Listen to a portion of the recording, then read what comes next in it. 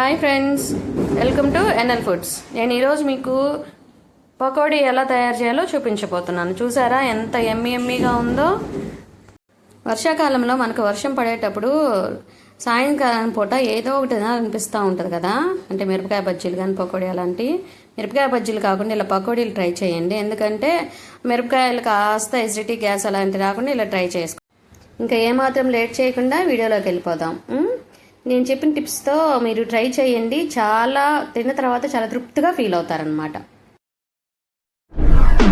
Bowl తీసుకొని దాంట్లో కావాల్సినంత శనగపిండి తీసుకొని ఒక 1/2 కేజీ క్వాంటిటీలో తీసుకొని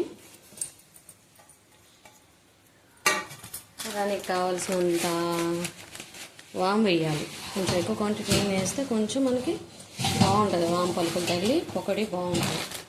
తర్వాత దానికి సరిపడా ఉల్లిపాయలు వేయాలి, కొంచెం పచ్చిమిర్చి వేయాలి. కొంచెం తగులుతూ ఉంటే నోటికి కరెక్ట్గా పట్టుకొని కొంచెం కారం లైట్గా బాగుంటుంది. దానికి సరిపడా చిటికెడు సోడా ఉప్పు, పొంగాలి కదా అందుకని కొంచెం 2 చిటికెళ్ళు వేసుకుంటే సరిపోతుంది. ఇందాక మనం 2 వంతుల శనగపిండి తీసుకుంటే 1 వంతు బియ్య పిండి కూడా వేయాలి. ఇవి వేసామనంటే క్రిస్పీగా వస్తాయి అన్నమాట. అందువల్ల మనం బియ్య పిండి యాడ్ చేస్తున్నాం. ఇది ఒక టిప్పు, ఎవరు కూడా యాడ్ చేయరు.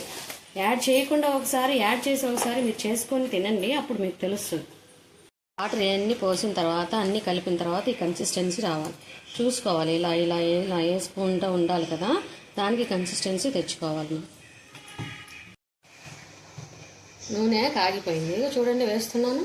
చిటపట లాగుతూ ఉంటుంది కదా, ఇలాగా వేసుకుంటూ ఉండాలండి.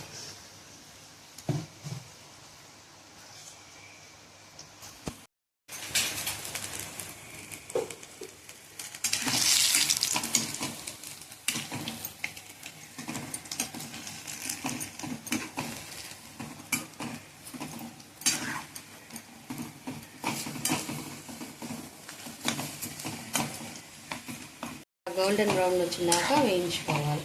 కలియదిప్పుతూ వేయించుకోవాలి, లేకపోతే ఒకే సైడ్ ఉంచాలంటే మాడిపోతాయి.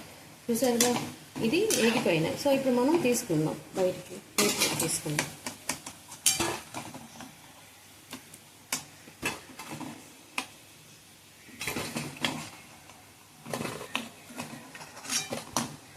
చూసారా, నేను సిమ్లో పెట్టి వేస్తున్నాను.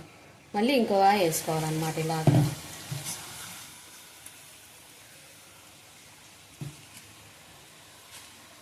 ఇది వెంటనే కాగిపోద్ది, అంటే వెంటనే వేగిపోద్ది, టైం పెద్దగా ఏమి ఉండదు.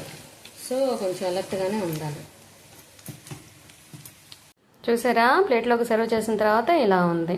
చూడంగానే తినాలనిపిస్తుంది కదా, ఎంతో బాగుంది. మీరు ఇంట్లో ఒకసారి ట్రై చేయండి.